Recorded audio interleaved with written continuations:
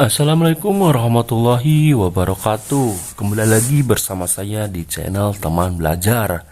Apa kabar kalian semua teman-teman? Kuharap kalian semua dalam keadaan baik-baik saja ya. Dan saya ucapkan terima kasih kepada teman-teman yang sudah klik tombol subscribe, like, komen, dan share-nya ya, serta juga tombol loncengnya ya. Saya doakan semoga teman-teman diberikan kelancaran rezekinya dan diberikan kesehatan. Amin ya Allah ya Rabbal Alamin. Baik, langsung saja untuk mengefisiensikan waktu, langsung ke soal nomor 1.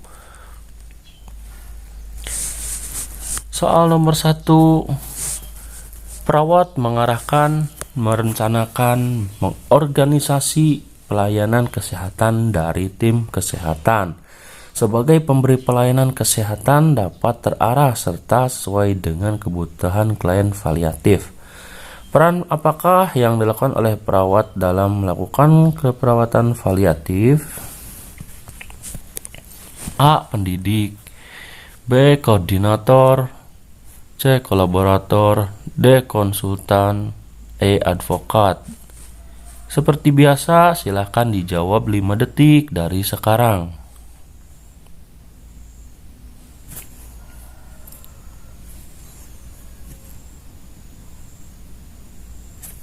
Baik, jawabannya adalah B. Koordinator. Di sini ada penjelasannya ya. Pendidik yaitu memberikan pengetahuan, informasi keterampilan kepada keluarga atau pasien.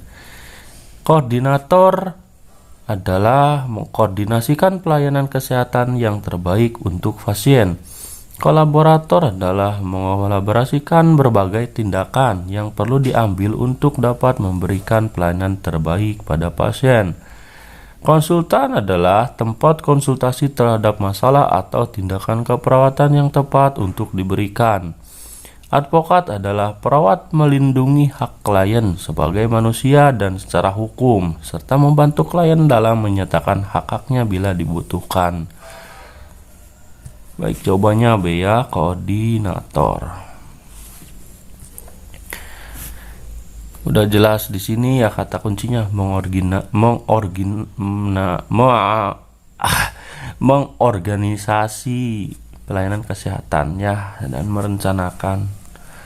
Oke, lanjut ke soal nomor 2. Oh, ini udah ada jawabannya ya, D. Gak apa-apa, kita bahas aja. Memberikan support kepada pasien dan keluarga, menyediakan bantuan dari rasa sakit, itu merupakan bagian dari apa? Keperawatan paliatif. A. Pengertian perawatan paliatif, B. Prinsip perawatan paliatif, C. Sejarah perawatan paliatif, D. Tujuan perawatan paliatif, E. Konsep perawatan paliatif. Ini ya, memberikan support pada pasien dan keluarga. Jawabannya D. Jadi tujuan dari perawatan paliatif adalah memberikan support ya, jelas ya, kepada pasien khususnya dan keluarga yang di sekitarnya, menyediakan bantuan dari rasa sakit. Oke, lanjut ke soal nomor 3, juga udah ada jawabannya nih. Udah nggak apa-apa, langsung aja dibahas nanti. Tujuan adanya perawatan paliatif ya, meningkatkan kualitas hidup dan menganggap kematian sebagai proses yang normal. Ini B. Mempercepat kematian. Oh, ini salah ya. Membuat suasana duka cita. Wah, salah sekali. Masa orang masih hidup kok membuat suasana duka cita ya. Apalagi nih mempercepat kematian, ya Allah, naudzubillah. Membuat pasien menjadi tidak aktif, ini juga salah. Ini tidak aktif malah memperburuk kondisi. Ini semua benar, apalagi nih ngaco ya. Jadi yang betul ini ya jelas ya, meningkatkan kualitas hidup dan menganggap kematian sebagai proses yang normal. Ini ada 3 tujuan perawatan paliatif: meningkatkan kualitas hidup, memberikan dukungan psikososial dan spiritual, 3. Memberikan dukungan pada keluarga selama sakit ya pasiennya, selama masa duka cita. Ini harus didukung, disukung. Oke, lanjut ya. Soal nomor 4. Berikut ini yang termasuk PHBS di sekolah PAUD adalah: A. Mencuci tangan dengan air mengalir memakai sabun. 2. Ini 1 ya. 2. Membeli jajanan sehat di kantin sekolah. 3. Konsumsi makanan sehat. 4. Membuang sampah sembarangan. 5. BAB di sembarang tempat. Berdasarkan pernyataan di atas, termasuk PHBS di sekolah PAUD yang benar adalah A. 1 dan 5, B. 1 dan 2, C. 2 dan 3, D. 3 dan 4, E. 4 dan 5. Silakan dijawab 5 detik terlebih dahulu.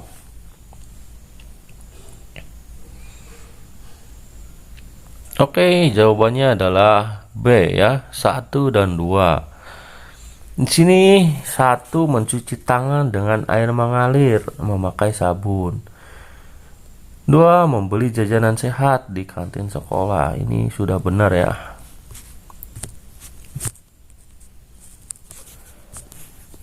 Ini ada indikator PHBS di sekolah ya. Tadi mencuci tangan dengan air yang mengalir dan memakai sabun ya, udah jelas betul ya. Mengkonsumsi jajanan sehat di kantin sekolah, ini udah jelas banget betul.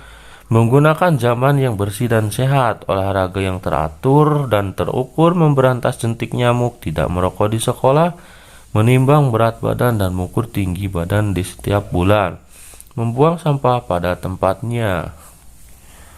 Gampang ya, langsung soal nomor 5.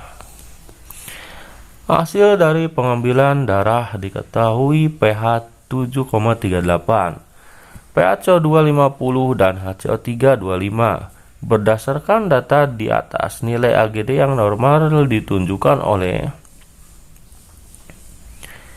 A. pH dan pH CO2, B. pH dan HCO3, C. HCO3 dan pH CO2, D. pH dan pH CO2, E. Semua benar. Oke, silakan teman-teman jawab 5 detik dari sekarang.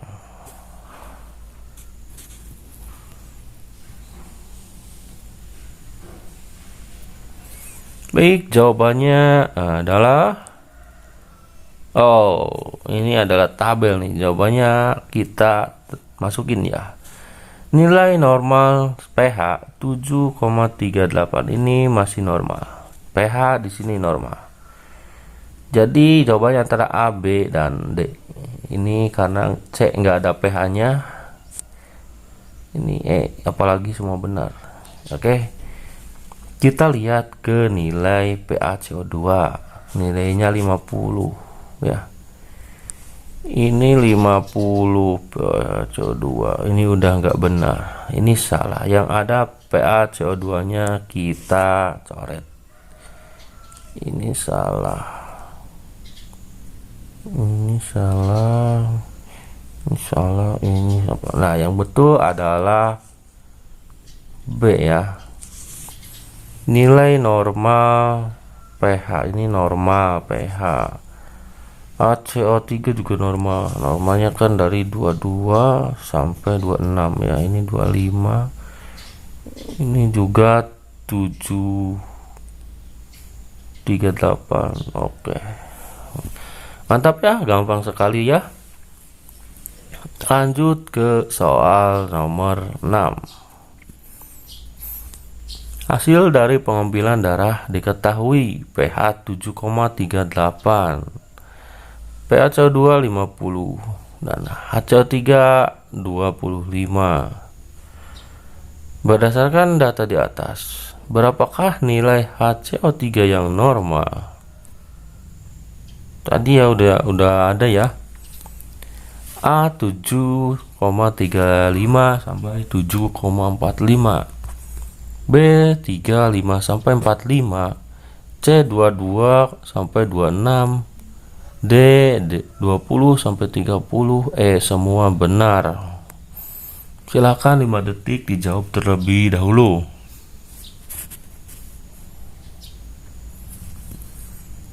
Oke, jawabannya adalah oke, seperti tadi ya. Jawabannya adalah kita bahas nilai HCO3 yang normal. Ini pertanyaannya. Kita langsung saja ke HCO3. Di sini 25, 22 sampai 26 jadi C. Kalau ini nilai pH ya, ini juga nilai pacaru ini enggak ada ini. Oke, gampang ya. Lanjut ke soal nomor 7. Oke, ini sudah ada gambarnya ya.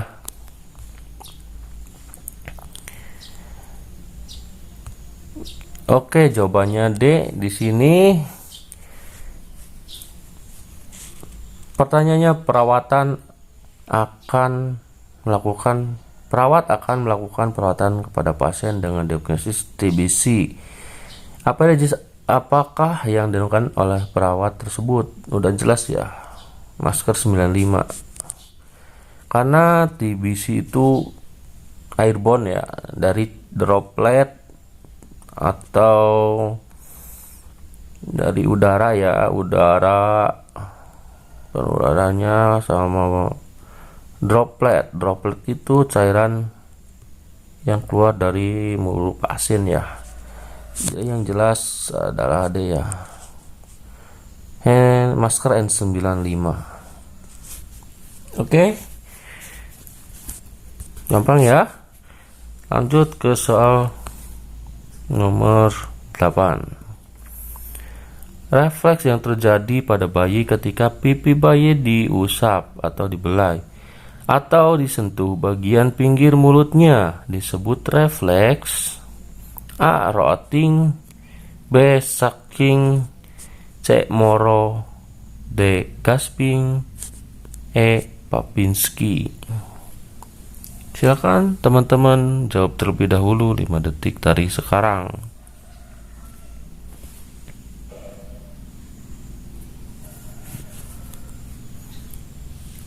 Baik, jawabannya adalah A. Rotting ya.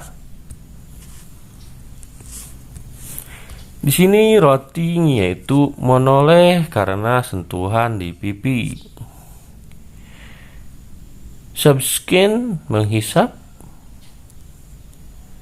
Sucking ini ya maksudnya. Sucking menghisap. Moro kaget atau kejutan. Gasping menggenggam. Babinski refleks menggorengkan jari ke telapak bayi. Jadi sentuhan di sini di pipi ya. Nah, disentuh di bagian pinggir mulutnya. Pipi. Mau pipi kiri atau pipi kanan, pinggir mulut kiri atau pinggir mulut kanan, itu disentuh, bukan refleks rotting ya. Baik, gampang ya jawabannya aja. Soal nomor 9 lanjut. Seorang perempuan yaitu Nyonya H berusia 29 tahun dirawat di RSC Suryo. Berdasarkan informasi dari keluarga, Nyonya H dibawa ke RSJ karena Nyonya H bertengkar dan berkelahi dengan tetangga rumahnya. Saat dilakukan pengkajian di RSJ, muka pasien tampak merah dan tegang, wajah memerah dan tegang, berbicara kasar dan suara tinggi, serta pasien sering jalan mondar-mandir. Pertanyaannya, apakah masalah psikososial pada kasus di atas? A. Halusinasi, B. Defisit perawatan diri, C. Harga diri rendah, D. Perilaku kekerasan, E. Ansietas. Silakan dijawab terlebih dahulu.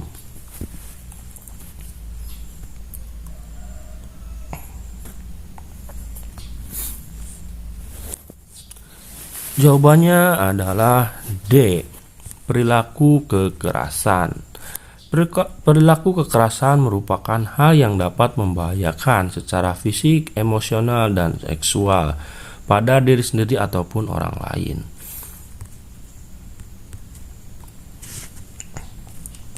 Oke deh, di sini udah jelas ya, ada data ini bertengkar nih dan berkelahi dengan tetangga. Ini udah jelas banget ya.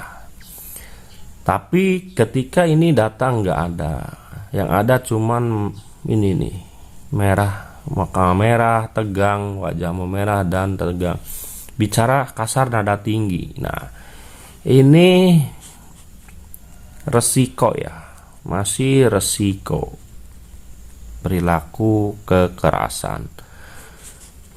Kalau udah ada kontak fisik ya, sampai bertengkar dan berkelahi, itu udah perilaku kekerasan. Atau membanting barang ya, merusak barang-barang di rumah, itu udah tindakan ya, perilaku kekerasan, bukan resiko lagi. Oke, gampang ya. Lanjut ke soal nomor 10. Oh, ini udah ada jawabannya ya, bicara sendiri. Oke, nggak apa-apa, tapi kita bahas. Nah, ini soal panjang seperti ini, tipsnya itu teman-teman langsung baca ke pertanyaan aja. Apakah salah satu tanda dan gejala halusinasi pada kasus tersebut? Nah, jadi tanda halusinasi yang terjadi itu apa? Ya, tanda halusinasi. Ya, oke. A, menyendiri. B, bicara sendiri. Mudah marah. Dia sering menyuruh bunuh diri. Batal nikah. Oke, kita bahas ya. Keluarganya keluar nih, dia sering bicara sendiri. Nah, ini udah jelas bicara sendiri menurut keluarganya ya. Nah, hasil pemeriksaan ini data objektifnya nih. Sering mendengar suara perempuan, sering mengajak bercakap-cakap. Nah, ini ada halusinasi juga nih ya. Dan suara perempuan tersebut sering menyuruh pasien untuk bunuh diri. Berdasarkan dari data keluarga, 3 bulan yang lalu pasien batal menikah ya, karena mempelai wanita meninggal akibat kecelakaan. Sejak saat itu pasien tampak loyo serta tidak bersemangat dalam menjalani kehidupan sehari-hari, sering bolos kerja. Ini sih udah mau mengecoh ya. Serta keluarga menyendiri serta, nah ini udah mengecoh ya. Jadi ini pasien halusinasi. Nah, tandanya apa gitu? Ya udah, ini berbicara sendiri. Ya. Karena apa? Sering bicara, sering mendengar suara perempuan yang mengajaknya bercakap-cakap. Nah, itu kata kuncinya ya. Oke. Jawabannya B. Alhamdulillah ya, sudah beres. Terima kasih sudah belajar di channel ini. Mohon dukungannya, klik subscribe dan tekan lonceng. Sampai ketemu di pembelajaran selanjutnya. Wabillahi taufiq wal hidayah. Wassalamualaikum warahmatullahi wabarakatuh.